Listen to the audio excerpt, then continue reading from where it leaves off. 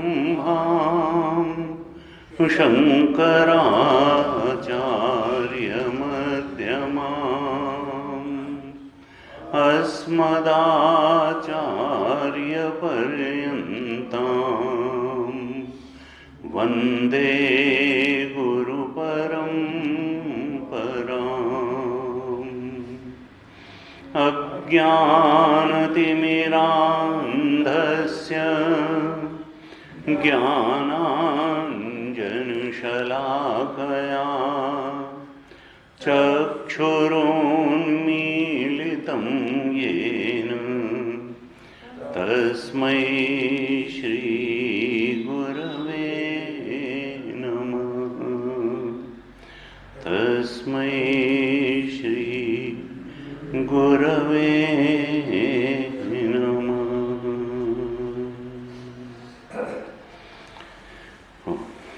शांति मंत्र का पाठ करें। ओम भद्रं कर्णेभिः शृणुयाम देवाः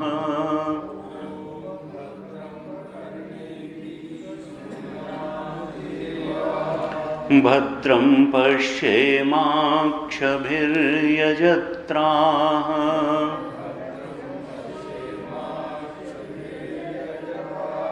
स्थिरैरङ्गैस्तुष्टुवागंसस्तनूभिः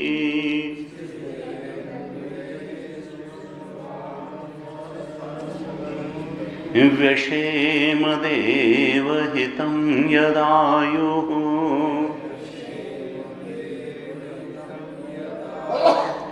स्वस्ति न इन्द्रो वृद्धश्रवाः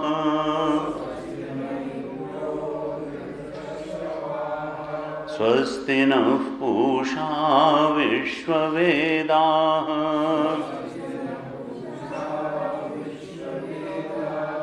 स्वस्ति नस्तार्क्ष्यो अरिष्टनेमिः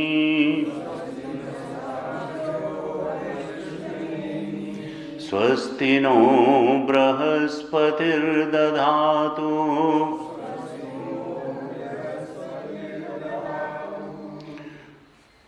ओम शांति शांति शांति।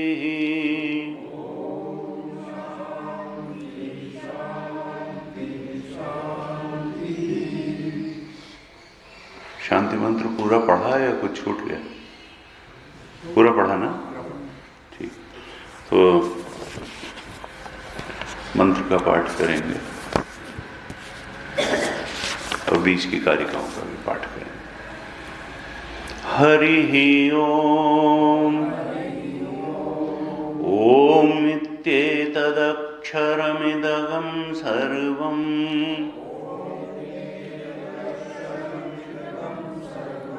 तस्योपव्याख्यानं भूतं भवद्भविष्यदिति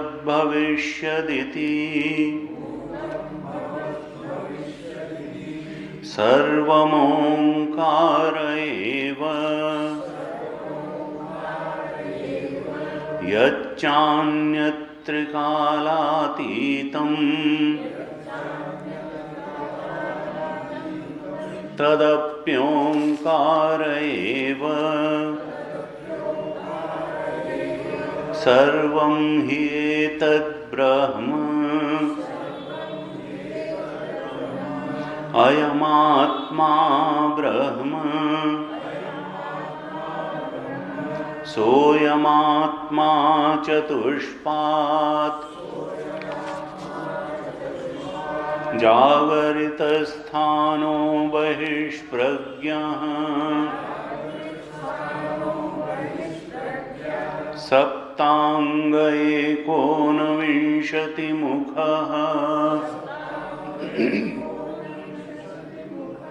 स्थूलभुक् वैश्वानरः प्रथमः पादः स्वप्नस्थानोऽन्तः प्रज्ञः सप्तांग एकोनविंशतिमुखः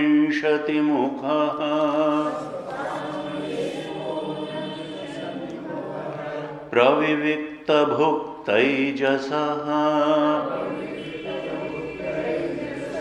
द्वितीयः पादः यत्र सुप्तो न कञ्चन कामं कामयते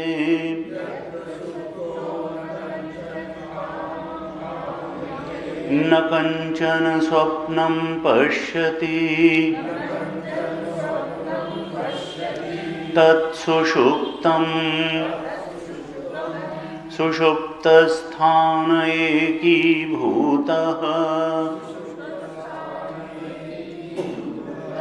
प्रज्ञानघन एव आनन्दमयो ह्यानन्दभुक् चेतोमुखः प्राज्ञः तृतीयः पादः एष सर्वेश्वरः एष सर्वज्ञः एषोऽन्तर्यामी एष योनिः सर्वस्य प्रभवाप्ययौ हि भूतानां कारिकाओं का पाठ करें। बहिष्प्रज्ञो विभुर्विश्वः यन्तः प्रज्ञस्तु तैजसः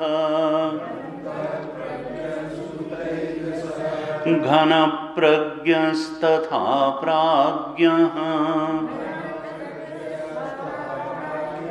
एक एव त्रिधा स्मृतः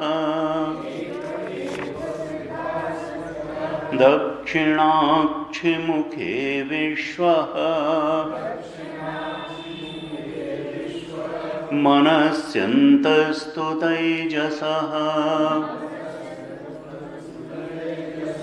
आकाशे च हृदि प्राज्ञः त्रिधा देहे व्यवस्थितः विश्वो हि स्थूलभुं नित्यम् तैजसः प्रविविक्तभुक् आनन्दभुक् तथा प्राज्ञः त्रिधा भोगं निबोधत स्थूलं तर्पयते विश्वम् प्रविविक्तं तु तैजसम्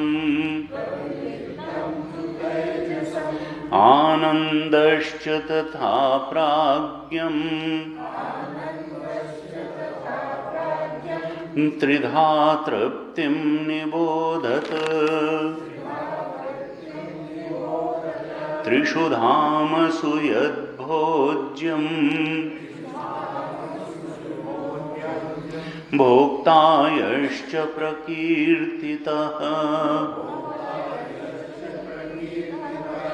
वेदैतद् उभयं यस्तु स भुञ्जानो न लिप्यते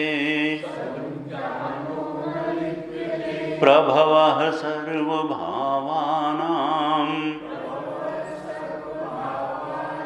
सताम् इति विनिश्चयः सर्वं जनयति प्राणः चेतोंशून् पुरुषः पृथक् विभूतिं प्रसवं त्वन्ये मन्यन्ते सृष्टिचिन्तकाः स्वप्नमायासरूपेति सृष्टिरन्यैः विकल्पिताः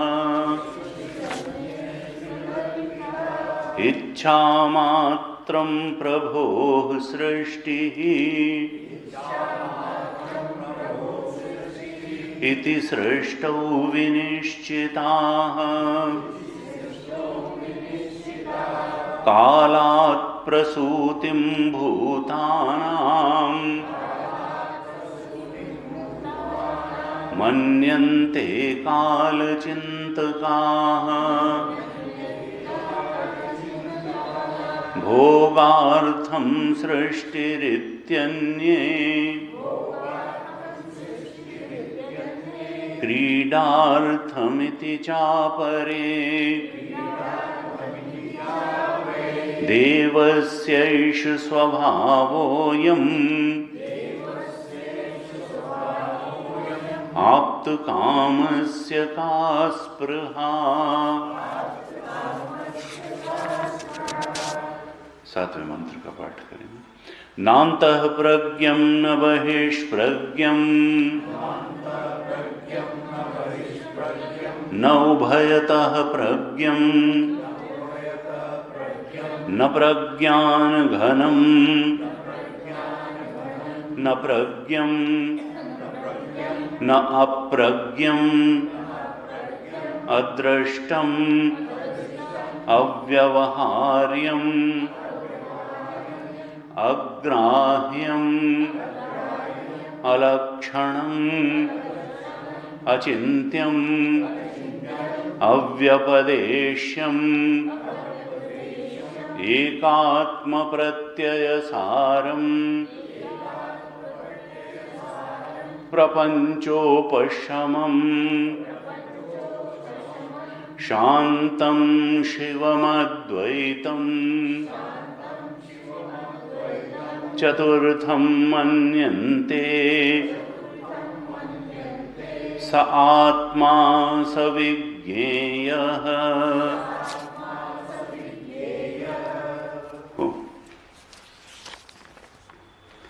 कारिका के दूसरे श्लोक पर हम चर्चा कर रहे थे। दक्षिणाक्षि मुखे विश्व मनस्यन्तस्तु तैजसः आकाशे च हृदि प्राज्ञः त्रिधा देहे व्यवस्थितः। दूसरे श्लोक में कारिकाकार यह बता रहे हैं कि देखो, इस देह में ही तीनों व्यवस्थित हैं। त्रिधा देहे व्यवस्थित, विश्व, तेजस और प्राज्ञ। जागृत अवस्था का अभिमानी चेतन, स्वप्न अवस्था का अभिमानी चेतन तेजस, जागृत अवस्था का अभिमानी चेतन विश्व, और सुषुप्ति अवस्था का अभिमानी चेतन प्राज्ञ। ये त्रिधा देहे व्यवस्थित है। ये तीनों इस देह में ही अवस्थित हैं, अच्छी तरह से अवस्थित हैं, अवस्थित ही नहीं व्यवस्थित हैं। अर्थात इसी देह में इनका तीनों का अनुभव किया जा सकता है। कहेंगे भाई सुषुप्ति में तो हम सो जाते हैं, हम कैसे अनुभव कर लेंगे, और देह तक तो चेतना ही नहीं रहती। स्वप्न में भी स्थूल शरीर से चेतना सिमट करके सूक्ष्म शरीर में आ जाती है, तो त्रिधा देहे व्यवस्थिता कैसे कहें। कारिकाकार क्या बताना चाह रहे हैं कि देखो, तुम जागृत अवस्था में ही तीनों का अनुभव कर सकते हो। विश्व का अनुभव तो होता ही है, जागृत अवस्था के अभिमानी चेतन का तो जागृत अवस्था में अनुभव होता ही है। लेकिन हम जागृत में ही स्वप्न का भी स्मरण कर लेते हैं, और जागृत में ही हम सोए थे और सुख से सोए थे, इस बात का भी स्मरण कर लेते हैं। अर्थात जागृत अवस्था एक ऐसी अवस्था है जिसमें बाकी दोनों अवस्थाओं का स्मरण भी संभव है। भाष्यकार ने जब भाष्य लिखा तो वहां शब्द लिखा प्रत्यभिज्ञा। दूसरे मंत्र के भाष्य में, दूसरे श्लोक के भाष्य में है, कहा कि देखो दोनों अवस्थाओं की प्रत्यभिज्ञा या स्मरण जागृत में संभव है। अर्थात इसी देह में हम तीनों अवस्थाओं का अनुभव कर सकते हैं, विश्व का भी, तेजस का भी, प्राज्ञ का भी। हमने पिछली कक्षा में थोड़ी चर्चा की थी कि जागृत तो जब यही चेतन स्थूल शरीर का अभिमानी होकर के, इंद्रियों का अभिमानी होकर के स्थूल भूख होता है, पहले मंत्र में बता चुके हैं, विश्व का प्रज्ञा के अनुसार तीनों अभिमानियों की परिभाषा पहली कारिका में कारिकाकार ने कर दी, और केवल प्रज्ञा के आधार पर ही कहा कि जब यह चेतन बहिष्प्रज्ञ है तब ये इसी की संज्ञा हो जाती है विश्व, जब यही चेतन अंतः प्रज्ञ है तब इसी चेतन की संज्ञा हो जाती है तेजस, और जब यही चेतन आनंद भुक है, एकीभूत है दृष्टा से, घन प्रज्ञ है, तब इसकी संज्ञा हो जाती है प्राज्ञ। तो केवल प्रज्ञा के आधार पर पहली कारिका में तीनों स्थितियों को चेतन जिन तीन अभिमानों की उपाधि धारण करके तीन रूप में अनुभव में आता है, वो पहले मंत्र में पहली कारिका में बता दिया कि जब बहिष्प्रज्ञ होता है तो विश्व, अंतः प्रज्ञ है तो तेजस, और जब घन प्रज्ञ है तब प्राज्ञ। लेकिन ये याद रखना चाहिए, कहा एक एव त्रिधा स्मृतः, है एक ही, है तो एक ही, एक एव, लेकिन तीन रूपों में ये अनुभव में आता है। चेतन तीन नहीं हो जाते हैं, चेतन तो एक ही है, केवल प्रज्ञा की भिन्नता से वो तीन भिन्न रूपों में अनुभव में आ जाता है। बहिष्प्रज्ञ होता है तो विश्व के रूप में वही चेतन है, एक ही चेतन। अंतःप्रज्ञ है तो तेजस के रूप में, और घन प्रज्ञ है तो प्राज्ञ के रूप में वही चेतन अनुभव में आ जाता है। एक एव त्रिधा स्मृता, है तो एक ही। और दूसरे मंत्र में क्या कहा कि त्रिधा, ये जो तीन हैं और एक ही था जो तीन रूप में अनुभव में आ रहा था, वो जो एक एव त्रिधा स्मृता था, वो त्रिधा देह व्यवस्थित, वो इस देह में ही व्यवस्थित है, अनुभव किया जा सकता है। वो जो विश्व है, तेजस है, प्राज्ञ है, उसको इसी देह में अनुभव किया जा सकता है। कारिका में शब्द आया देह, और भाष्यकार ने जब भाष्य लिखा तो उन्होंने देह की जगह शब्द लिख दिया। भाष्य का पहला ही शब्द है जागरित अवस्थायाम एव। उन्होंने देह शब्द नहीं लिखा, उन्होंने जागरित अवस्था शब्द लिखा।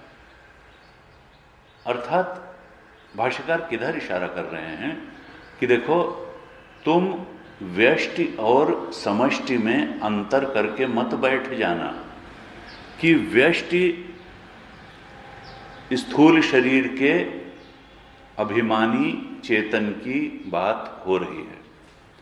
हमने पहले भी कहा कि मांडुक्य की प्रक्रिया क्या है कि व्यष्टि और समष्टि का अंतर नहीं करना है। ये जो चेतन जागृत अवस्था का अभिमानी है, ये केवल तुम्हारी स्थूल देह के अभिमानी के रूप में इसको अनुभव नहीं करना है, बल्कि समस्त जागृत अवस्था के अभिमानी के रूप में इसको अनुभव करना है, जो तीसरे मंत्र में जिसका स्वरूप जागृत अवस्था का बता दिया था कि सप्तांग एकोनविंशति मुखः, जिसके सप्तांग बताए थे। द्युलोक जिसका सिर है, और सूर्य जिसकी आंखें, और आकाश पृथ्वी पंचभूत जिसका शरीर है। इतना बड़ा ये स्थूल प्रपंच है, और उसका अभिमानी चेतन है जिसको तुम इस देह का अभिमानी चेतन मान के बैठे हो। इस रूप में पहले इस व्यष्टि को समष्टि के साथ एक कर देना है। केवल एक देह के अभिमानी चेतन के रूप में विश्व का अनुभव नहीं करना है, बल्कि समष्टि स्थूल प्रपंच के अभिमानी चेतन के रूप में उस विश्व का अनुभव करना है। अर्थात वैश्वानर विराट के रूप में उसका अनुभव करना है। ये विश्व और विराट में भेद नहीं करना है। ये दूसरी कारिका मुख्य रूप से यही बताने के लिए है, और भाष्यकार ने जो भाष्य लिखा वो भी ये बताने के लिए लिखा कि देखो, विश्व और विराट में अंतर मत करो। ये जो चेतन तुम्हें अपने अंदर अनुभव में आ रहा है, ये समष्टि स्थूल प्रपंच का अभिमानी चेतन है, ये एक देह का अभिमानी चेतन नहीं है। तुम्हारे इस चेतन के होने से ही जागृत अवस्था है, तुम्हारे इस चेतन से ही स्वप्न अवस्था है, और तुम्हारे इस चेतन के होने से ही सुषुप्ति अवस्था है। और ये अवस्थाएं रहे न रहें, वो चेतन तो तुम्हारा होना है ही। अवस्थाएं तो उपाधि, उपाधि रहे न रहे, जो तत्व है वो तो रहेगा ही। तो चेतन जो है वो उपाधियों के माध्यम से भी अभिव्यक्त हो रहा है, तीनों उपाधियों के माध्यम से अभिव्यक्त हो रहा है, तीनों उपाधियों के अभिमानी रूप में अभिव्यक्त हो रहा है। और उपाधियां अगर न रह जाएं तो अभिमान भी नहीं रह जाएगा, और तब शुद्ध चेतन जो है बचेगा। उसके हटने का कोई उपाय ये नहीं है। ये अवस्थाएं तो एक दूसरे को व्यावृत्त करके, एक दूसरे को हटा करके आती जाती रहती हैं, लेकिन चेतन को कोई नहीं हटा सकता है। वो तो अधिष्ठान है, चेतन तो स्वरूप ही है, और उस पर ये तीनों अवस्थाएं खेलती हैं, एक के बाद एक आती जाती हैं। इसलिए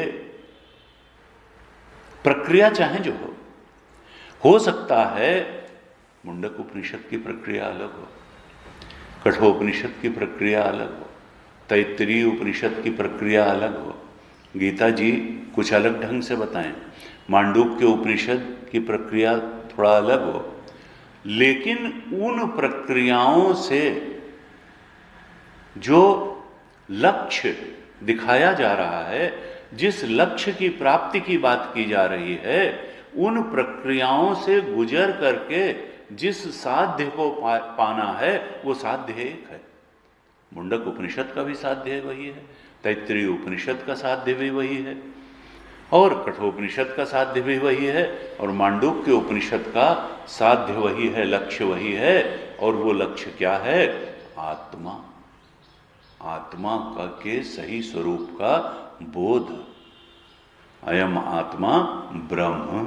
इस चेतन के शुद्ध स्वरूप का बोध हो जाना और उसके ब्रह्मत्व के बोध में प्रतिष्ठित हो जाना, सारे उपनिषदों का लक्ष्य यही है। प्रक्रियाएं अलग अलग हो सकती हैं, कहीं एक जीववाद की प्रक्रिया हो सकती है, कहीं अनेक जीववाद की प्रक्रिया हो सकती है, कहीं पहले इस स्थूल देह को समष्टि स्थूल प्रपंच में मिला करके आगे बढ़ने की प्रक्रिया हो सकती है, उसको प्रथम पाद बता सकते हैं, और फिर उससे उठा करके उसका जो कारण है स्वप्न, वहां दूसरा पाद रखो, फिर वहां से उठा करके सुषुप्ति में तीसरा पाद रखो, और फिर जो पाद है ही नहीं, तीनों पादों में जो समाविष्ट है, उन तीनों अवस्थाओं को हटा करके, उपाधियों को हटा करके जो अधिष्ठान चेतन है उसको अपने स्वरूप के रूप में जान लो, तुरी को स्वरूप के रूप में जान लो। मांडूक्य उपनिषद की प्रक्रिया ये हो सकती है,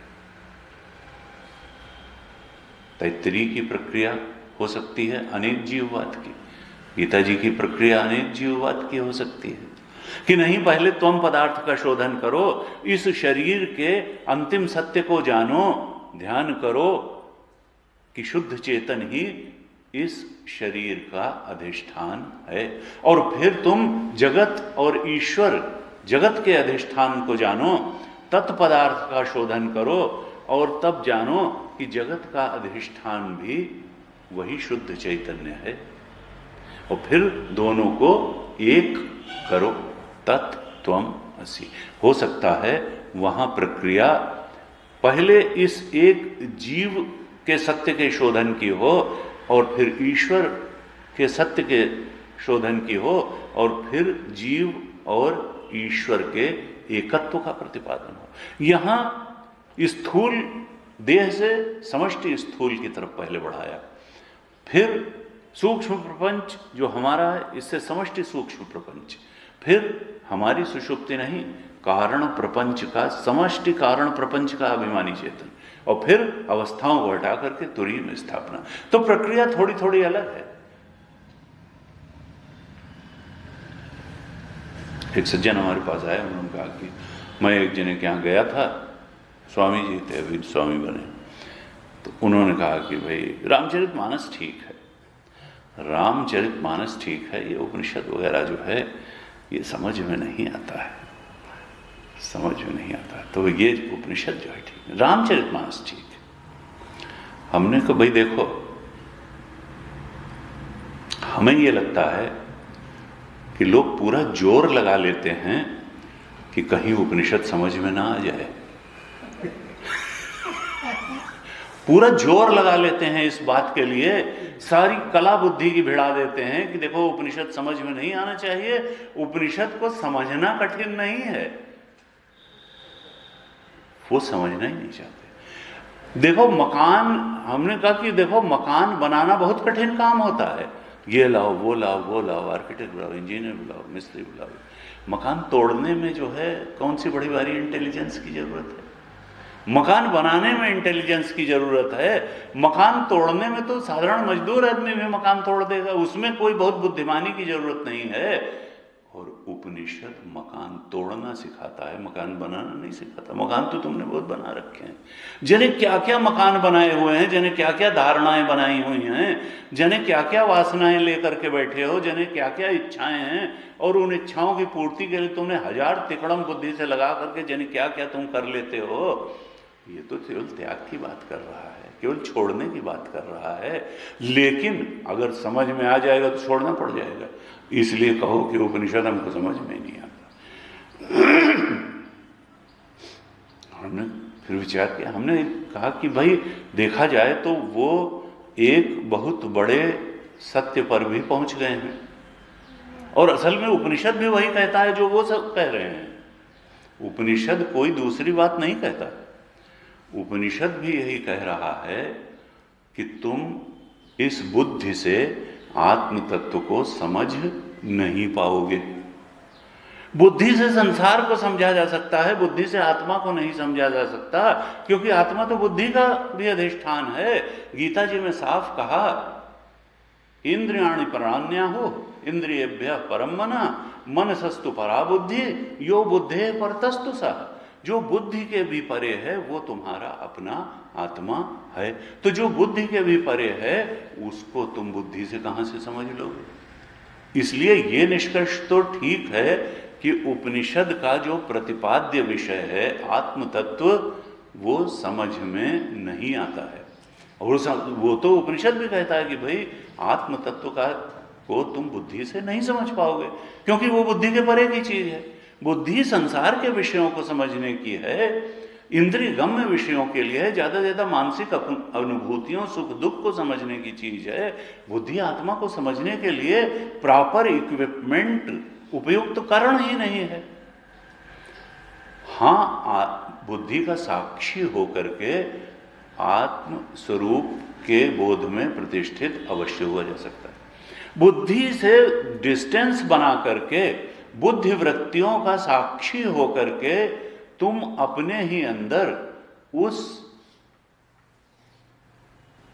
आत्मानंद को, उस आत्म तत्व को अनुभव कर सकते हो। लेकिन साक्षी होने के लिए थोड़ा सा वैराग्य तो चाहिए। तुलसी ने कहा गुरु बिन हो न ज्ञान, ज्ञान की होए विराग बिन। बिना वैराग्य के साक्षी हो पाना बड़ा मुश्किल है। व्यक्ति ध्यान करने बैठता है और संसार का ही चिंतन चालू हो जाता है, बजाय इसके कि वृत्तियों का साक्षी हो पाए। वो लगातार जो है विषयों, सांसारिक विषयों का ही चिंतन एक के बाद एक होता रहता है। डिस्टेंस ही नहीं बना पाता अपनी वृत्तियों से। क्यों? क्योंकि जब तक जीवन में थोड़ा वैराग्य नहीं होगा तो ध्यान के समय भी वह चेतन वृत्तियों से डिस्टेंस नहीं बना, निर्लिप्त दृष्टा अपनी ही वृत्तियों का होना कठिन हो जाएगा। इसलिए बार बार कहते हैं कि देखो श्रवण भी आवश्यक है, क्योंकि श्रवण से पहले ये तो मालूम पड़े कि ये जागृत कोई बहुत सच्ची चीज नहीं है। जिसको तुम बुद्धि से बहुत सच्चा मान करके बैठे हुए हो, जागृत जगत को और जागृत जगत के विषयों को, वो बुद्धि ही वास्तव में सच्ची चीज नहीं है। तो बुद्धि से मालूम पड़ने वाला जगत और उसकी वस्तुएं कहां से सच्ची हो जाएंगी? हमने चर्चा की थी कि कहा भाष्यकार ने प्रारंभ में ही कहा था कि यह अज्ञान की पहली संतान है बुद्धि, और हम समझते हैं ये बहुत बड़ी चीज है और हम इससे सब चीज समझ लेंगे। देखो सब चीज संसार समझी जा सकती है, आत्मा को नहीं समझा जा सकता है। तो देखा जाए तो अगर कोई इस नतीजे पर पहुंचा कि बुद्धि से उपनिषद या उपनिषद का प्रतिपाद्य विषय आत्मा नहीं समझ, तो ये बहुत ठीक है। उपनिषद यही कहता है कि देखो बुद्धि को छोड़ करके आत्म स्वरूप जानत तुम्हें होई जाई, सोई जानत तुम देहु जनाई, जानत तुम्हें तुम। वो हो करके तो उसको जाना जा सकता है, लेकिन बिना हुए उसको नहीं जाना जा सकता है। जैसे हम संसार के विषयों को जानते हैं उस तरह से तो आत्म तत्व को, सत्य को, सच्चिदानंद जो वास्तव में जिसकी सत्ता है, जो सत्य है और जो चेतन है और जो आनंद है।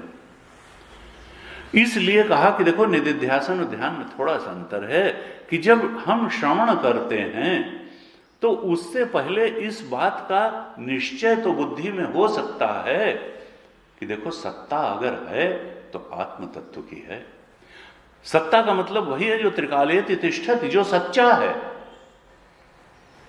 जो सच्चा है, जिसकी सत्ता है। तो सत्ता आत्मा की है, सच्चा आत्मा है। सच्चा न बुद्धि है और न बुद्धि से मालूम पड़ने वाले विषय हैं, चाहे स्वप्न के विषय हो या जागृत के विषय हो या सुषुप्ति में पाया गया आनंद रूपी विषय हो। चाहे बहिष्प्रज्ञ की स्थिति में हमने जो जाना, चाहे अंतःप्रज्ञ की स्थिति में जाना, चाहे घन प्रज्ञ की स्थिति में जाना, वो न बहिष्प्रज्ञ सत्य है और न स्थूल विषय सत्य है। न वो अंतः प्रज्ञ सत्य है, न सूक्ष्म विषय सत्य है, न घन प्रज्ञ सत्य है, न आनंद भुक सत्य है। सत्य तो वो तुरीय है जो शुद्ध चेतन है। मनीषा पंचकम में कहा कि देखो, जब उसको बुद्धि वृत्तियों के साक्षी के रूप में जान लिया जाता है तो बुद्धि क्या होती है? गल जाती है। गलित धी, बुद्धि उसी में लीन हो जाती है। यस्मिन नित्य सुखाम बुधौ गलित धी, वो आनंद भुक नहीं है, वो आनंदमय नहीं है, वो आनंद का सागर है, वो आनंद मात्र है, वो चेतन मात्र है, वो किसी चीज का ज्ञान नहीं है, वो ज्ञान मात्र है, वो किसी चीज की चेतना नहीं है, वो चेतन मात्र है, वो सत्ता मात्र है, वो अद्वैत है, उसके अलावा कुछ है नहीं। उसके अलावा जो कुछ भी है वो प्रतीति है। हमने पहले भी चर्चा की, मांडूक्य का प्रतिपादन यही है। मांडूक्य व्यावहारिक सत्ता के पचड़े में नहीं पड़ता है कि नहीं तीन सत्ताएं मान लो, एक पारमार्थिक सत्ता है, एक व्यावहारिक सत्ता है, ना, वो कहता नहीं, सत्ता है तो आत्मा की है, तुरीय की है, सच्चिदानंद की है, और बाकी सब प्रातीतिक है। ऐसा नहीं है कि स्वप्न के विषय प्रातीतिक हैं और जागृत के व्यावहारिक हैं, नहीं, हैं ये भी प्रातीतिक है। हम उसको व्यवहार उसमें कर सकते हैं, ये बात अलग है, लेकिन इनको परसेप्ट करने वाली बुद्धि भी सच्ची नहीं है, सच्चा आत्मा है, और विषय भी सच्चे नहीं। तो मनीषा पंचकम में कहा कि देखो, जब इन बुद्धि वृत्तियों के तुम साक्षी हो जाते हो और इस साक्षी को ब्रह्म रूप में निश्चय कर लेते हो। देखिए, ज्ञान निश्चय के अलावा कुछ नहीं है। अभी हम निश्चय करके बैठे हुए हैं कि ये शरीर सत्य है और ये संसार सत्य है, और संसार के विषय सत्य हैं, और संसार के भोग सत्य हैं, और उनसे मिलने वाला सुख दुख सत्य है। ये हमारा निश्चय के अलावा कुछ नहीं है, और गलत निश्चय के अलावा कुछ नहीं है। उपनिषद कहता है, इस गलत निश्चय की गलती को तुम परसीव कर लो और सही निश्चय को धारण कर लो। ज्ञान जो है एक निश्चयात्मिका बुद्धि आ जाए।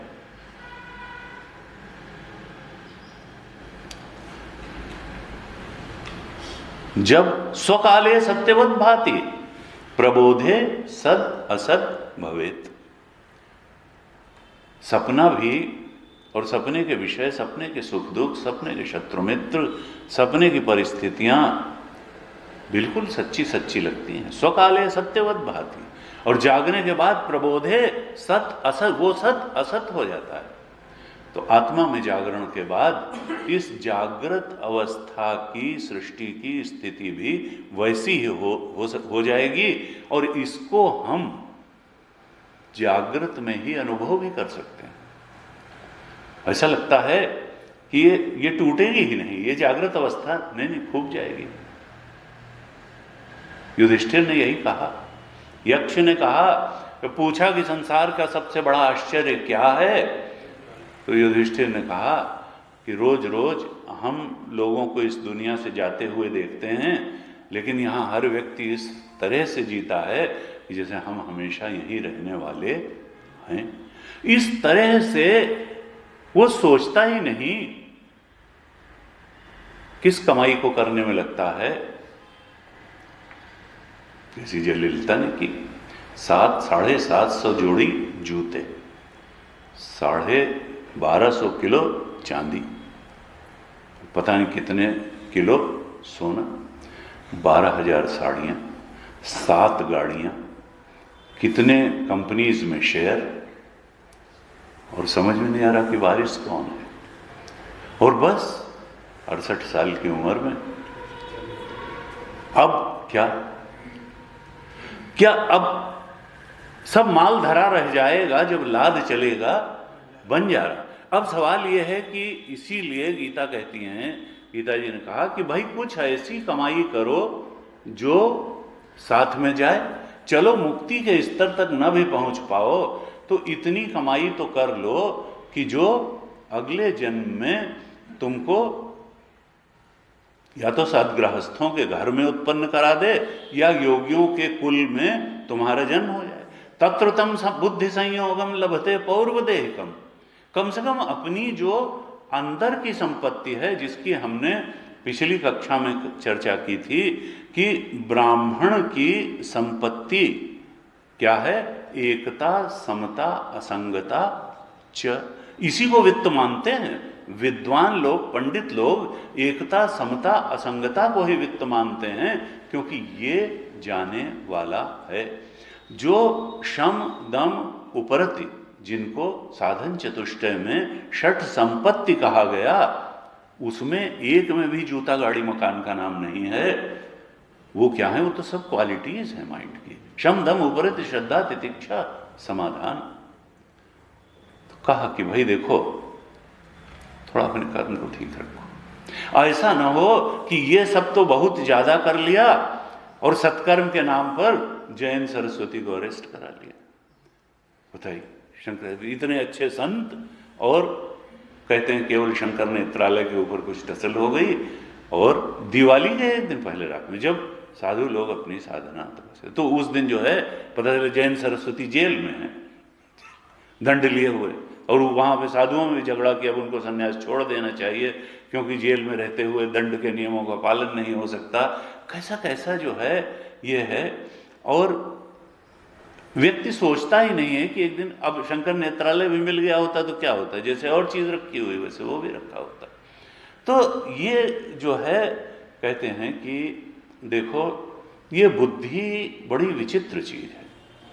बुद्धि सत्य नहीं है और बुद्धि सत्य बताती नहीं है। सत्य तो आत्मा है। मनीषा पंचकम में कहा कि देखो, गलित धी ही, जिसकी यत सौख्याम बुद्धि यस्मिन नित्य सुखाम बुधो गलित धी ही ब्रह्मैव न ब्रह्मवित्। देखो, बुद्धि से जो होता है, ये जानकार हैं, फिजिक्स के जानकार हैं, केमिस्ट्री के हैं, इसके हैं, इसके, तो वो जो है उसका वित्त है। वो क्या है, वो शास्त्रविद है, इतिहासविद है, ऐसे ऐसे कहा जाता। यहां कहा कि ब्रह्मविद नहीं, ब्रह्मैव जानत तुम्हें हो जाई। वो जानने पर जब उस आनंद के सागर में ये बुद्धि लीन हो जाती है, गलित धी, ये धी गल जाती है, तो वो ब्रह्म ही हो जाता है, वो ब्रह्मविद नहीं होता है। ब्रह्म ही, क्योंकि वो तो सत्य है, उसमें जानना मानना क्या है। द्वैत तो थोड़ा है वहां तो अद्वैत है, एक है, ब्रह्म है। लेकिन फिर ये ध्यान रखना चाहिए कि देखो, इसको जान वही पाएगा जिसका अंतःकरण शुद्ध होगा। अगर अंतःकरण विषयानंद को ही सबसे बड़ा आनंद मान करके बैठा हुआ है और विषयानंद जिससे प्राप्त होगा उन भोगों के चिंतन में ही सारा समय दे रहा है, अगर पुत्रेषणा वित्तेषणा की पूर्ति को ही जीवन का चरम परम लक्ष्य मान रहा है, तो फिर भाई उसके लिए तत्वानंद, आत्मानंद, ब्रह्मानंद, उसको सबसे बड़ी चीज मानना मुश्किल पड़े, उसको समझ में नहीं आएगा फिर उपनिषद, क्योंकि उसको तो विषयानंद ही सबसे बड़ा मालूम पड़ रहा है। उसको लग रहा है नहीं, पुत्रेषणा वित्तेषणा लोकेषणा की जितनी अधिक से अधिक पूर्ति हो जाएगी वही तो जीवन की सफलता है, यही तो लाइफ है, दिस इज लाइफ। तो अब जीवन क्या है, इसमें शास्त्र का मत और साधारण बुद्धि से निकलने वाले निष्कर्षों में अंतर हो जाता है। जो विषयानंद के चिंतन से वैराग्य नहीं कर पाएगा, उसके अंदर तत्वानंद के चिंतन की सामर्थ्य नहीं आ पाएगी, कम आएगी। जैसे जैसे मिथ्यात्व स्पष्ट होता जाएगा, जैसे जैसे उनकी स्वप्नवत स्थिति इस बुद्धि में ही स्पष्ट होती चली जाएगी, वैसे वैसे तत्व चिंतन में स्वाभाविक रमण होता चला जाएगा। उसके सत्यत्व का स्वाभाविक बोध, उसके आनंद का स्वाभाविक बोध होता चला जाएगा। और फिर वो तो सुख का सागर है, नित्य सुख का सागर है, कोई क्षणिक सुख है नहीं संसार के सुखों की तरीके से। तो कहा देखो, ये जो है पहली चीज ये समझने की है कि देखो बुद्धि से तो सही में उसको समझा नहीं जा सकता, वो हो करके उसको जाना जा सकता है, वो बुद्धि का साक्षी है, वो बुद्धि का विषय नहीं है। वो आत्मा बुद्धि का साक्षी है, वो बुद्धि का विषय नहीं है। बुद्धि का साक्षी होकर के और उस साक्षी के तुरीय स्वरूप को, ब्रह्म स्वरूप को जान करके उसको जाना जा सकता है, बौद्धिक विषय के रूप में उसको नहीं जाना जा सकता है। दूसरे मंत्र में यही बात बता रहे हैं। इसकी प्रक्रिया बताई कि इस जागृत में ही तुम उसको अनुभव कर लो। जागृत में जब हम आंख बंद कर लेते हैं और ये मन अंतर्मुखी हो जाता है और इंद्रिय संवेदन नहीं रहते, बल्कि मन में स्मरण ही होता है, जिसका हमने खुली आंख से दर्शन किया था। आंख बंद करके जब केवल उसके स्मरण की ही धारा रहती है, तब मन वो तेजस की ही अवस्था है, क्योंकि उस समय कोई स्थूल विषय इंद्रियों के माध्यम से तो आ नहीं रहे। स्मरण के समय हम जागृत में ही हैं, लेकिन मन में आंख बंद कर लिया, शांति है, किसी इंद्रिय से कोई संवेदन आ नहीं रहा है, अर्थात स्थूल भूख नहीं है। अब तो स्मरण के माध्यम से, अगर मित्र का भी स्मरण होगा तो वो वासना में मित्र का ही स्मरण होगा, सुख दुख का स्मरण होगा तो वासना। तो कहा कि हम जागृत में ही जब स्मरण करते हैं तो मानो हम तेजस का अनुभव करते हैं। और कभी ऐसी भी अवस्था हो सकती है कि हम ध्यान करने बैठें या वैसे ही चित्त बहुत शांत हो जाए, आंख भी बंद हो, तो न स्थूल भूख है, और चूंकि वृत्ति एकदम शांत हो गई तो सूक्ष्म भूख भी नहीं रह गया। एकदम शांति की उस अवस्था में फिर क्या है, वो मानो प्राज्ञ की अवस्था हो गई, वृत्ति लीन हो गई, न वृत्ति रही न वृत्ति के विषय रहे। तो कहा वो जागृत में ही प्राज्ञ का अनुभव हो गया। इस तरह से ये दूसरी कारिका बताना चाहती है कि देखो, जागृत अवस्था याम एव त्रयाणाम अनुभव प्रदर्शनार्थ अयम श्लोक। भाष्यकार ने भाष्य कि जागृत अवस्था में ही तीनों अवस्थाओं के प्रदर्शन के लिए ये श्लोक गौड़पादाचार्य जी ने लिखा कि विश्व तेजस प्राज्ञ तीनों का ही अनुभव हम जागृत अवस्था में ही कर सकते हैं। अब दक्षिणाक्ष मुखे क्यों लिखा? क्योंकि वहां तो बता चुके हैं कि एकोनविंशति मुख जागृत अवस्था में, तो ये दक्षिणाक्ष मुखे कारिकाकार ने क्यों लिख दिया? तो ये क्या मंत्र के श्रुति के विपरीत कारिका लिख दी? तो ऐसा नहीं है, केवल एक उदाहरण के रूप में लिखा। वहां तो बता ही चुकी, श्रुति अपने मुख से बता चुकी कि जागृत स्थान जो है वो एकोनविंशति मुख है। 5 ज्ञानेन्द्रियां, 5 कर्मेंद्रियां, 5 प्राण और अंतःकरण चतुष्टय, ये 19 मुख हैं उसके। यहां से वो स्थूल भुक करता है। ये जागृत स्थान में तीसरे मंत्र में बताया था। यहां क्या कहा? दक्षिणाक्ष मुखे विश्व। दक्षिण आंख में बैठा हुआ जो पुरुष है, जो स्थूल का अभिमानी चेतन है, उसको विश्व कह दिया। भाष्यकार ने कहा कि यह केवल रिप्रेजेंटेशन के लिए है। क्यों? उन्होंने कहा कि दक्षिणम अक्ष एव मुखम तस्मिन् प्राधान्येन दृष्टा स्थूला नाम विश्व अनुभूयते। ये दाहिनी आंख जो है वो मुख्य रूप से उपलब्धि द्वार है स्थूल पदार्थों का। अब इसमें भी संशय हो सकता है, भाई बाईं आंख, हो सकता है किसी की दाहिनी आंख खराब हो, ऐसे भी होते हैं, तो उनके लिए बाईं आंख जो है मुख्य उपलब्धिदार होगा। तो ये भाई दक्षिण अक्ष क्यों लिखा? कुछ अनुभूति रही होगी। अब इसमें भाष्यकार ने भाष्य लिखा, कहा कि ये असल में श्रुति में ऐसा वर्णन आया, इसलिए कारिकाकार ने ये लिखा। श्रुति क्या कहती है? अन्य श्रुति है कि इंधो हवै नाम एष यो अयम दक्षिणे अक्षन पुरुषः इति श्रुते। एक दूसरी श्रुति में कहा गया कि इंधो वै नाम एष यह अयम दक्षिण अक्षन पुरुष, ये जो दक्षिण अक्ष में बैठा हुआ पुरुष है, चेतन है, इसका नाम इंधः दिया। इसका नाम क्या है? इंधः। इंधः का अर्थ होता है द्योतनवान, दीप्ति गुणों वाला, चेतनवान, द्योतनवान। जो चेतनवान होगा वही तो परसीव कर पाएगा, जड़ तो परसीव नहीं कर पाता किसी को। तो कहा, उस अन्य श्रुति में कहा कि जो दाहिनी आंख में बैठा हुआ पुरुष है, जीव है, चेतन है, उसका इंधः नाम है।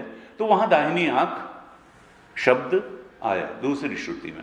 शायद वहीं से एक, क्योंकि श्रुति परम प्रमाण है, शायद उसको प्रमाण मानते हुए यहां कारिकाकार ने दक्षिण अक्ष मुखे विश्व, दक्षिण अक्ष का को मुख्य द्वार, मुख्य उपलब्धि द्वार स्थूल भोगों का माना, स्थूल भोग का माना। और ये श्रुति भी फिर भाष्यकार ने कोट की भाष्य में। कहा, इंधो दीप्ति गुणो वैश्वानरः आदित्य अंतर्गत वैराज आत्मा चक्षुषि च दृष्टा एका। फिर भाष्यकार लिखते हैं कि ये जो इंध है, जो द्योतनवान दीप्ति गुणों वाला जो है चेतन, जो जिसको कहा कि दाहिनी आंख में बैठा हुआ है, जो मुख्य उपलब्धि द्वार स्थूल भोग का कहा, विश्व का स्थान बताया। कहा ये क्या है? ये विश्व है? भाष्यकार ने कहा नहीं, ये वैश्वानर ही है। जिसको विश्व कहा है कारिका में, असल में वो वैश्वानर ही है। और जो सूर्य में बैठा हुआ वैराज आत्मा है और आंख में बैठा हुआ जो दृष्टा चेतन है, वो एक है, एक। ऐसा नहीं है कि जो दक्षिणाक्ष में पुरुष बैठा हुआ है इस देह में, और श्वेताश्वतर में कहा ना, सूर्यो यथा सर्वलोकस्य चक्षु, ये सूर्य मानो सब लोकों का, पूरी जागृत अवस्था का आंख है। वहां भी कहा था, सूर्य को आंख बताया था। तो कहा ये सूर्य में बैठा हुआ जो विराट चेतन है, वैराज आत्मा है, और इस देह में बैठे हुए, दक्षिण अक्ष में बैठे हुआ जो चेतन, इसमें अंतर मत करना, आत्मा एक ही है। स्थूल प्रपंच का, समष्टि स्थूल प्रपंच का अभिमानी चेतन एक है, जो इस व्यष्टि स्थूल प्रपंच, स्थूल देह का अभिमानी चेतन है, वही समष्टि स्थूल प्रपंच का भी अभिमानी चेतन है। व्यष्टि और समष्टि स्थूल प्रपंच से जो उपहित आत्मा है वो एक है, यही बता रहे हैं। उपहित आत्मा एक है, उसकी एकता भगवान भाष्यकार ने बताई। और फिर भाष्य में यह भी लिखा कि देखो, हिरण्यगर्भः क्षेत्रज्ञः दक्षिण अक्षि अक्षणोह नियंता दृष्टा चा अन्य देव स्वामी। पूर्व पक्ष एक प्रश्न उठाता है कि तुमने इस विश्व और विराट की एकता बता दी कि अभिमानी चेतन चाहे देह का हो या समष्टि स्थूल प्रपंच का हो, वो अभिमानी चेतन एक है। तो अब तुम व्यष्टि सूक्ष्म प्रपंच और समष्टि सूक्ष्म प्रपंच के अभिमानी चेतन की एकता भी बताने वाले हो, उसकी तरफ भी इशारा करने वाले हो, तो भाई ये बात हम कैसे मान लें? ये जो जीव है, सूक्ष्म शरीर में पड़ा हुआ जो चेतन का प्रतिबिंब है, वो जीव है। तो वो जो जीव है जिसको क्षेत्रज्ञ कहता है, वो क्षेत्रज्ञ, वो जीव तो इस शरीर का ही नियंता है, वो पूरी समष्टि का नियंता थोड़े है। और जो समष्टि का सूक्ष्म शरीर का अभिमानी चेतन है हिरण्यगर्भ, उसकी पावर अलग है, वो तो भगवान के रूप का है। वो तो जाके बल लवलेश ते जिते हु चराचर झारी, तास दूत में जाकर हरि आयो प्रिय नारी। तो वो है, वो तो राम जी है, हिरण्यगर्भ। अब ये पूर्व पक्ष प्रश्न उठाता है कि भाई तुम हिरण्यगर्भ की और क्षेत्रज्ञ की भी एकता कैसे कहोगे? तो भाष्यकार कहते हैं कि हम कहेंगे, किस से कहेंगे? क्योंकि श्रुति दोनों में भेद नहीं मान रही है। न स्वतः भेद अनभ्युपगमात, दोनों में स्वरूपतः कोई भेद नहीं है। जो व्यष्टि सूक्ष्म प्रपंच का अभिमानी चेतन है और जो समष्टि सूक्ष्म प्रपंच का अभिमानी चेतन है, स्वरूप से दोनों में कोई भेद नहीं है। जो ये चेतन है, व्यष्टि सूक्ष्म प्रपंच का अभिमानी चेतन का स्वरूप जो है, वही समष्टि स्थूल प्रपंच के अभिमानी चेतन का भी स्वरूप है। चेतन चेतन अलग नहीं है, दोनों का स्वरूप एक होने के कारण हम उनमें भेद नहीं मानेंगे। और फिर भाष्यकार ने एक श्रुति कोट की, श्वेताश्वतर की श्रुति कोट की, श्वेताश्वतर के 6ठे अध्याय की 11वीं श्रुति कोट करी भाष्यकार ने। क्या कहते हैं कि देखो, श्रुति कहती है कि एको देवः सर्वभूतेषु गूढ़ा, देव तो एक है, चेतन, द्योतना देवा, जो द्योतन करे, जो चेतन हो। देखो, चेतन एक है। एको देवः सर्वभूतेषु, सारे भूतों में जो उनके हृदय में छिप करके बैठा हुआ चेतन है, गूढ़ता से बैठा हुआ चेतन है, वो एक ही है, वो अनेक नहीं है। एको देवः सर्वभूतेषु गूढ़ा, भाष्यकार ने तो इतना ही कोट किया। गुरु जी हमारे कहते थे कि देखो, कोट करना भगवान शंकराचार्य से सीखना चाहिए। तुम लोगों को जब कोट करना होता है तो जितने श्लोक याद हैं सारे कोट कर दिए। भाष्यकार ऐसे नहीं, वो तो आलयम है, करुणालयम है, और वेद स्मृति पुराणा नाम सब उनको रटे हुए हैं। वो अगर ऐसे कोट करने लगे तो फिर तो वो तो सारे ही कोट कर, उन्होंने वो पूरा श्लोक भी नहीं कोट करते, पूरा मंत्र में उन्होंने खाली इतना कोट किया, एको देवः सर्वभूतेषु गूढ़ा। वो जो द्योतनमान चेतन है, देव है, वो एक ही है, और वही एक देव सारे भूतों के गूढ़ रहस्य देश में, बुद्धि देश में जाकर के बैठा हुआ है। लेकिन अब हम तो शंकराचार्य हैं नहीं, इसलिए हमने पूरा श्लोक जो है वो निकाल लिया। तो अगला और श्लोक क्या कहता है, सर्वव्यापी सर्वभूतांतरात्मा,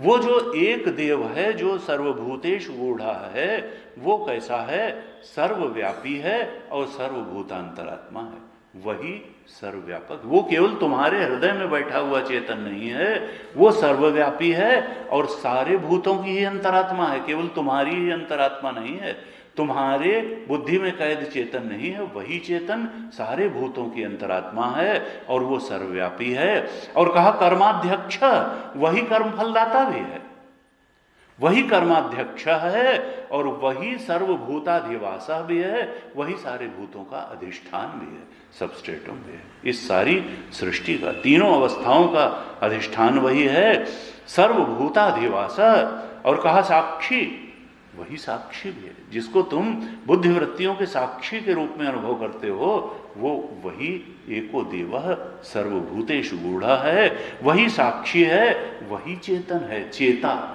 साक्षी चेता, केवलो निर्गुणश्च, वो एक अकेला है, केवल है। और कहा निर्गुणश्च, वो गुणातीत है। देखो, बुद्धि गुणों के अंतर्गत चीज है। ये संसार पंचीकरण वाले स्थूल पंचभूतों से बना है। सूक्ष्म पंचभूत से बुद्धि, मन, प्राण, इंद्रियां बनी हैं। तो कहा वो लेकिन कैसा है, एको देवः, वो निर्गुणश्च, वो गुणों के पार है।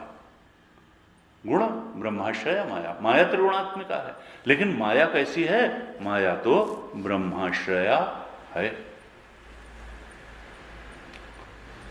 तुलसी बाबा ने कहा, जासु सत्यता ते जड़ माया, भास सत्य इव मोह सहाया। जासु सत्यता ते जड़ माया। देखिए, ये माया जो है ये कैसी है, ये जड़ है। माया जड़ है, माया चेतन थोड़े, चेतन तो आत्मा है, चेतन तो राम जी हैं। जासु सत्यता ते जड़ माया, भास सत्य इव, सत्य जैसी दिखती है, सत्य है नहीं, संसार सत्य है नहीं, माइक है जगत। क्यों माइक है, क्योंकि माया से बना हुआ है।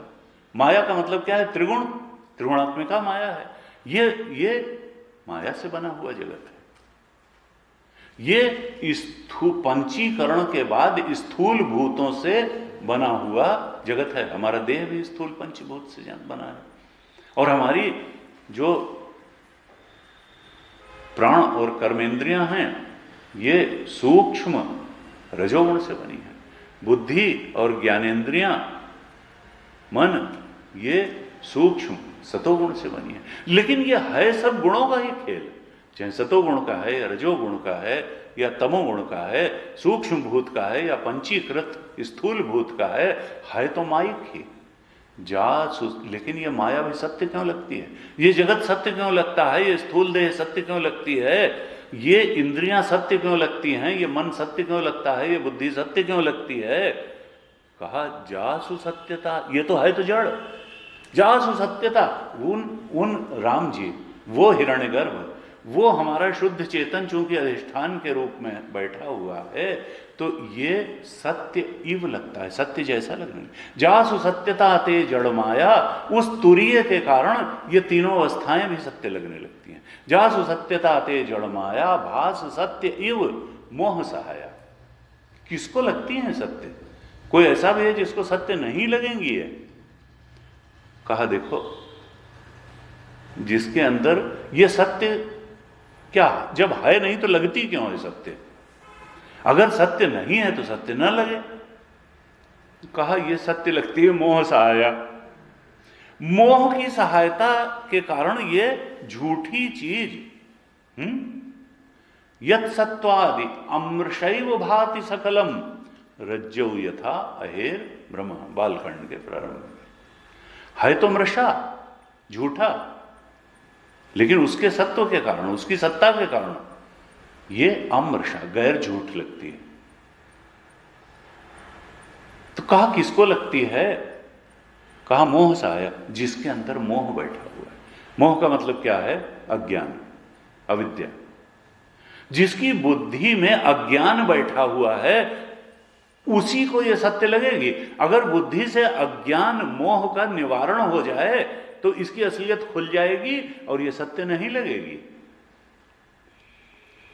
तो देखो, माया को तो हम मिटा नहीं सकते, जगत को हम मिटा नहीं सकते हैं, यह माया से बना हुआ है। लेकिन इसके सत्यत्व की भ्रांति को हम मिटा सकते हैं। कैसे? अपनी ही बुद्धि से अज्ञान या मोह को दूर करके। हमारे काम करने का एरिया हमारी अपनी बुद्धि है, हमारा अपना अज्ञान है, हमारा अपना मोह है। हमारे काम करने का एरिया जगत नहीं है।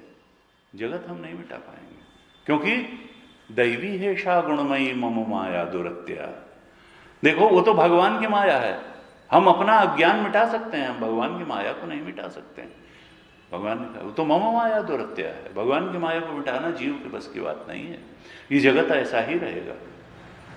लेकिन हमारा उद्देश्य क्या है कि अपनी बुद्धि से अज्ञान को मिटा दें। अगर मोह सहाया न रह जाए तो फिर ये माइक जगत सत्य नहीं मालूम पड़ेगा। जासु सत्यता ते जड़ माया, भास सत्य इव मोह सहाया। गुरु जी इस बात पे बहुत जोर देते थे कि देखो, ये ब्रह्माश्रया माया है। माया तो ब्रह्म पर है, ब्रह्माश्रया माया है। लेकिन ये माया सत्य एवं सिद्ध किससे होती है? अविद्या से। ये सत्य सिद्ध होती है अविद्या के कारण, नहीं तो ये सत्य सिद्ध ना हो। और इसलिए हमको जो हमारी साधना का क्रम बनता है कि हम अविद्या को मिटाएं। अविद्या को मिटाएंगे तो माया से बना हुआ जगत असत सिद्ध हो जाएगा। ये सत्य नहीं सिद्ध होगा। जो सत्य एवं लग रहा है वो अविद्या के कारण लग रहा है। और अगर ये असत्य सिद्ध हो गया तो बचेगा क्या? तब चेतन ही बचेगा, तब तुरी ही बचेगा, तब अधिष्ठान ही बचेगा। जो वास्तव में सत्य है वही बचेगा, वही स्वरूप निकलेगा। जगत का स्वरूप वही निकलेगा और जीव का स्वरूप वही निकलेगा, वही एकमात्र सत्य निकलेगा। भाष्यकार ने, हमने शायद पिछली कक्षा में चर्चा की थी, गीता जी के 2 श्लोक कोट किए। कहा क्षेत्रज्ञम चापिमाम विद्धि सर्व क्षेत्रेषु भारत। भगवान कृष्ण कहते हैं, अर्जुन तुम सारे क्षेत्रों में क्षेत्रज्ञ मुझे ही जानो। ये जीव चेतन जो है ये असल में क्षेत्रज्ञ का वास्तविक स्वरूप नहीं है, वो ईश चेतन, मैं कृष्ण परमात्मा ही चेतन बन करके तुम्हारे हृदय में बैठा हुआ हूं। ये चेतन मैं हूं, ये भगवत सत्ता है, ये जीव सत्ता नहीं है। और कहा कि ये कैसी है भगवत सत्ता, इस क्षेत्रज्ञ के चेतन का स्वरूप कैसा है, देह में कैद नहीं है। ईश्वर सर्वभूतानां हृदयेषु, वो तो सर्व। कहा अविभक्तम विभक्तेषु विभक्तम में च स्थितम, 13वें अध्याय के 2 श्लोक। कहा ये जो है ये तुमको चेतन विभक्त रूप में मालूम पड़ रहा है कि हमारा चेतन अलग, इनका अलग, इनका अलग है ना, ये अविभक्त है। चेतन में देह है, देह में चेतन नहीं है। ये हमारा मिस एप्रिसिएशन है, मिसकॉन्सेप्शन है, मिसअंडरस्टैंडिंग है कि देह में कैद है चेतन। ना, चेतन में सब सब है। तुरीय में जागृत स्वप्न सुषुप्ति सारी अवस्थाएं हैं, अवस्थाओं में चेतन कैद नहीं है। कहा ये जो है स्थिति है विभक्त इव है, विभक्त नहीं है, हमको विभक्त इव लगता है। कहा देखो ये जो विश्व है इसकी हमको विराट से एकता का अनुभव करना है। जो तेजस है इसकी हिरण्यगर्भ से एकता का अनुभव करना है। और जो प्राज्ञ है इसकी ईश्वर से एकता का अनुभव करना है। छठे मंत्र में प्राज्ञ की क्या बताई थी कि एष सर्वज्ञ है, एष सर्वज्ञ, एष सर्वेश्वर। ये जो प्राज्ञ है इसकी वास्तविक स्थिति क्या है कि यही सर्वेश्वर है। ये जो सुषुप्ति अवस्था में अनुभव में आने वाला जो चेतन है, जो जागने के बाद कहता है कि मैं सुख से सोया, ये जो प्राज्ञ है जिसको प्रज्ञान घन कहा, आनंदमय कहा, आनंद भुक कहा, चेतोमुख कहा, ये प्राज्ञ क्या है? ये कोई तुम्हारे सुषुप्ति अवस्था का अभिमानी चेतन नहीं है। छठे मंत्र में बता चुके हैं कि प्राज्ञ क्या है? एष सर्वेश्वर, ये सर्वेश्वर है। एष सर्वज्ञ, ये सर्वज्ञ है। एषो अंतर्यामी, ये अंतर्यामी है। और एष योनि ही सर्वस्य, ये सारे भूतों की योनि है। यहीं से प्रभवाप्य हुई, यहीं से सारे भूत उत्पन्न होते हैं और यहीं लीन हो जाते हैं। और हमारा ये तो अनुभव है कि स्वप्न अवस्था भी वहीं से निकलती है और जागृत अवस्था भी। हमने पहले चर्चा भी की कि जागृत अवस्था कार्य है और स्वप्न अवस्था कारण है, और स्वप्न अवस्था कार्य है और सुषुप्ति अवस्था कारण है। कारण शरीर में ही तो जाकर के चेतन सिमट जाता है। तीन ही तो शरीर है, स्थूल शरीर, सूक्ष्म शरीर और कारण शरीर। कारण शरीर को कारण क्यों कहा? क्योंकि वो दोनों शरीरों का कारण है। वो सूक्ष्म और स्थूल शरीर का कारण है, इसीलिए तो कारण। और वो है कैसा? अज्ञान मात्र, अज्ञान, अज्ञान ही उसका स्वरूप है। कहा कि वो कैसा है? उस कारण शरीर का अभिमानी चेतन जिसको प्राज्ञ कहते हैं, वो प्राज्ञ कोई केवल कारण, एक व्यष्टि कारण शरीर का अभिमानी चेतन नहीं है, वो समष्टि कारण प्रपंच का भी अभिमानी चेतन है। वो समष्टि अव्यक्त प्रपंच का, कारण प्रपंच का भी अभिमानी चेतन है। इस नाते से कहा एष सर्वेश्वर, ये सर्वेश्वर है, वो मायोपाधिक ब्रह्म है। एष सर्वेश्वर, एष सर्वज्ञ, एष अंतर्यामी, एष योनि सर्वस्य प्रभवाप्य। यहीं से पूरी समष्टि, हिरण्यगर्भ उसी अव्यक्त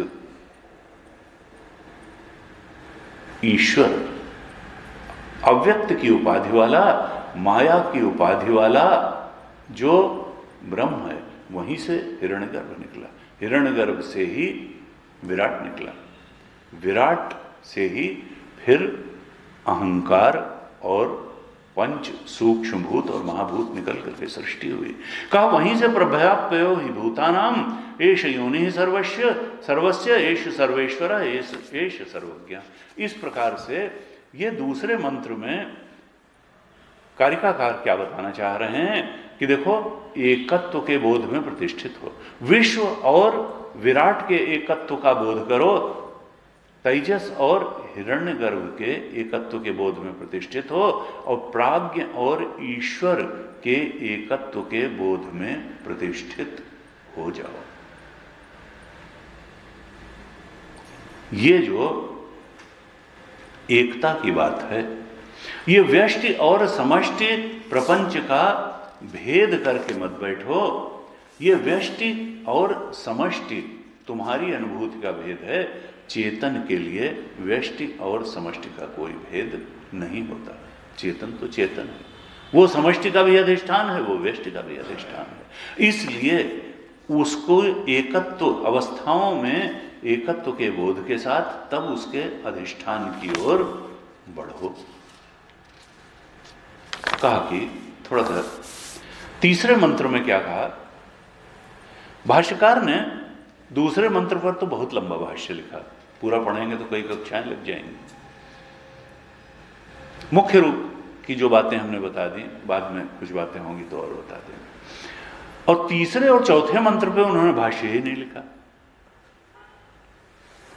ये जो है फिर वही है कि हम लोग सोचते हैं कि हर मंत्र पर उतनी ही विस्तृत चर्चा होनी चाहिए, लेकिन भगवान शंकराचार्य का उद्देश्य मंत्र के अर्थ को सही रूप में उसका बोध कराना है। उनको कोई लिखने का शौक नहीं है, प्रवचन देने का शौक नहीं है कि भाई फिर इतना लंबा दे दिया, फिर इतना लंबा, ना, अर्थबोध होना चाहिए। दूसरे मंत्र पे बहुत लंबा भाष्य लिखा और तीसरे और चौथे मंत्र पर भाष्य ही नहीं लिखा। कहा उक्तार्थो श्लोको, केवल इतना लिख करके छोड़ दिया कि जो पहले अर्थ बताया है वही इन श्लोकों का भी मतलब है।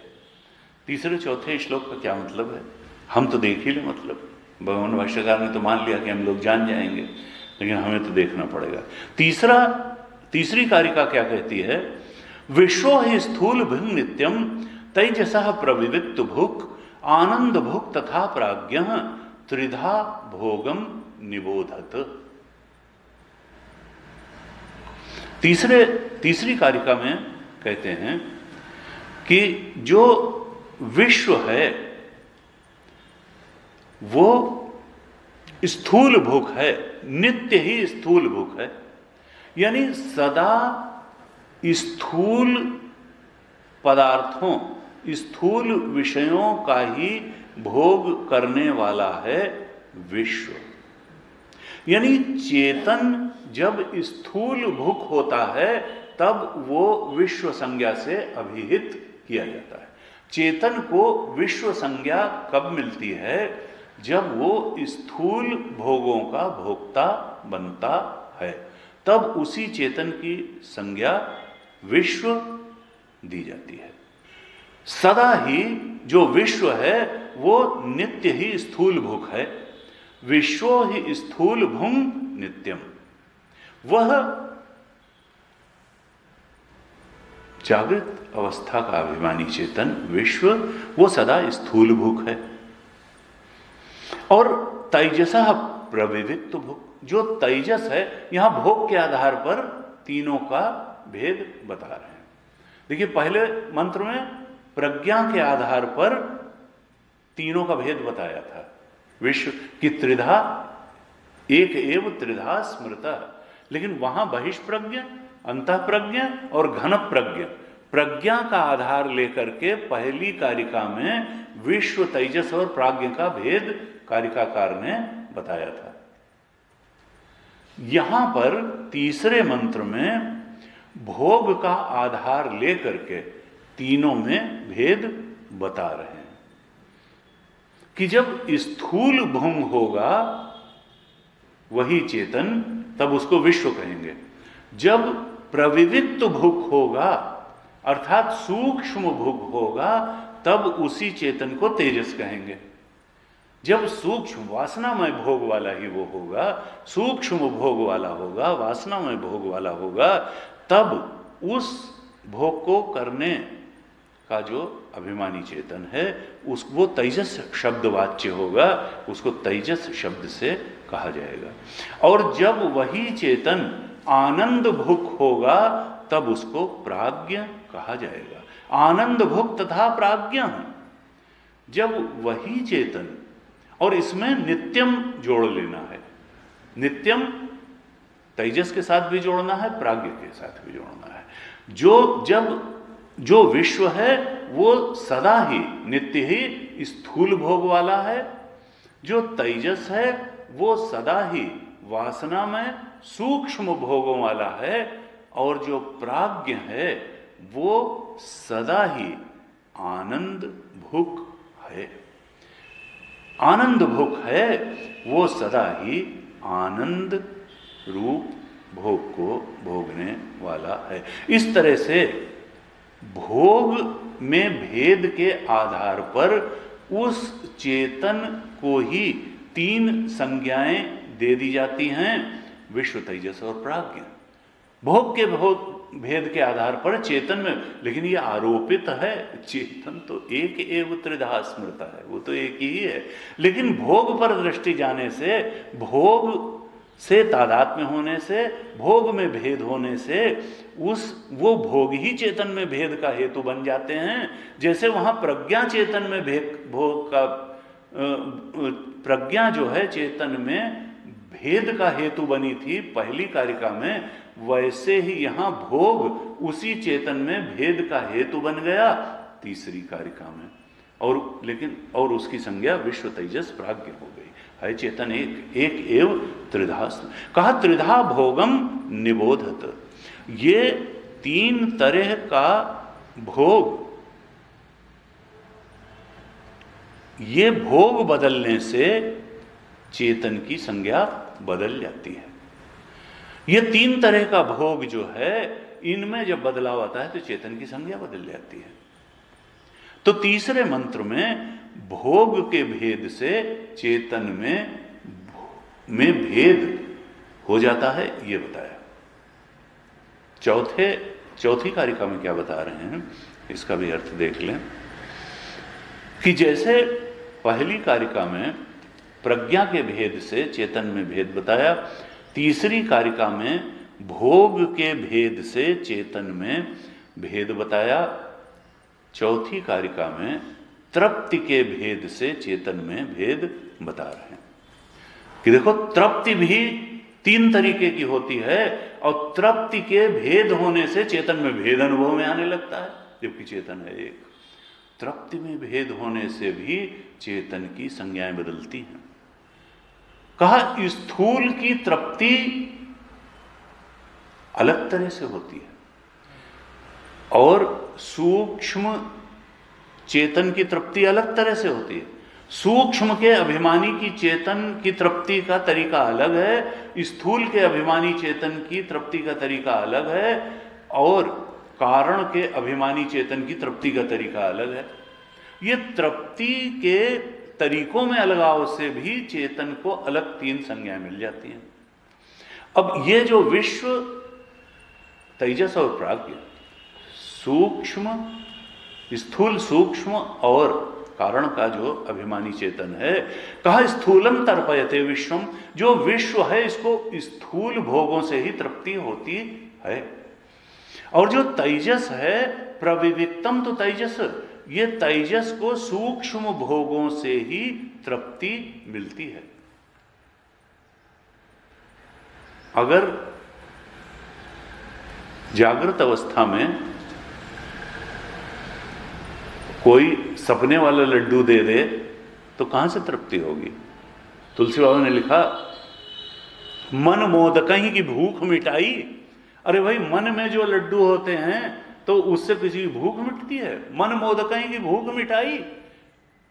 स्थूल की तृप्ति स्थूल के भोगों से ही होगी, और स्वप्न में जो शरीर मिलता है वहां जब भूख लगेगी तो जागृत का चाहे जितना पानी जो है बगल में रखा हो, वो इस स्वप्न की प्यास स्वप्न के पानी से ही बुझेगी, और स्वप्न की भूख स्वप्न के भोजन से ही मिटेगी, और जागृत की भूख जागृत के स्थूल भोजन से ही मिटेगी, और जागृत की प्यास जागृत के स्थूल जल से ही मिटेगी। तो कहा कि विश्व जो है वो स्थूल भोगों से ही तृप्ति को प्राप्त होता है, तेजस सूक्ष्म भोगों से ही तृप्ति को प्राप्त करता है, और प्राज्ञ आनंद से ही तृप्ति को प्राप्त करता है। प्राज्ञ को ये मिठाई उठाई खिलाने से नहीं होगा, न स्वप्न की कोई वासना में भोगों से उसकी तृप्ति, उसकी आनंद में भोगों से ही तृप्ति होगी। वो जो है, जो वहां का आयास शून्य आनंद है, वहां तो विषय विषयी का आकार ही प्रज्ञा नहीं ले रही है, वहां तो कोई आयास नहीं हो रहा है, कोई विषय ही नहीं है, कोई वृत्ति ही नहीं है, वहां तो प्रज्ञा घन हो गई। कहा इस तरह से ये त्रिधा तृप्तिम निबोधत, तीन प्रकार की तृप्ति भी जानो, और तीन प्रकार की तृप्तियों के अंतर से तुम चेतन की भी त्रिधा स्थिति जानो। इस प्रकार से प्रज्ञा के भेद से, भोग के भेद से और तृप्ति के भेद से विश्व, तेजस और प्राज्ञ का भेद बताया, ये 4 कारिकाओं में। आगे हम देखते हैं भोक्ता और भोग्य का, और 5वीं कारिका में वर्णन करने वाले हैं। इसको हम अगली कक्षा में देखेंगे, कल देखेंगे।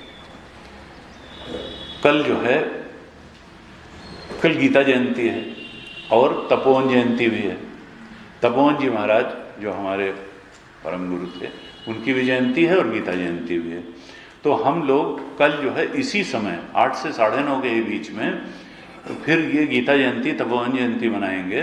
तो उपनिषद की जो हमारी कक्षा है वो तो नहीं होगी, इसका स्वरूप और होगा, हम इस पुस्तक पर चर्चा भी नहीं करेंगे। और हम जो है कल गीता जी का ध्यान श्लोक पढ़ेंगे और गुरु स्तोत्रम पढ़ेंगे, तपोवन षटकम पढ़ेंगे, गीता के एक अध्याय का पाठ करेंगे, और मैं गीता जी पर ही कल थोड़ा प्रवचन भी करूँगा। तो कल हम लोग इस रूप में गीता जयंती को मनाएंगे, बाद में गीता जी की ही आरती करके प्रसाद वितरण आदि का होगा, लेकिन समय यही रहेगा। आप लोग और भी किसी को लाना चाहें तो ला सकते हैं, बाकी हमने तो कहलवा दिया। तो कल हम, हमारी कक्षा का स्वरूप जो है गीता जयंती के रूप में होगा, आप लोग आइए। ओम पूर्णमदः पूर्णमिदं पूर्णात् पूर्णमुदच्यते पूर्णस्य पूर्णमादाय पूर्णमेवावशिष्यते।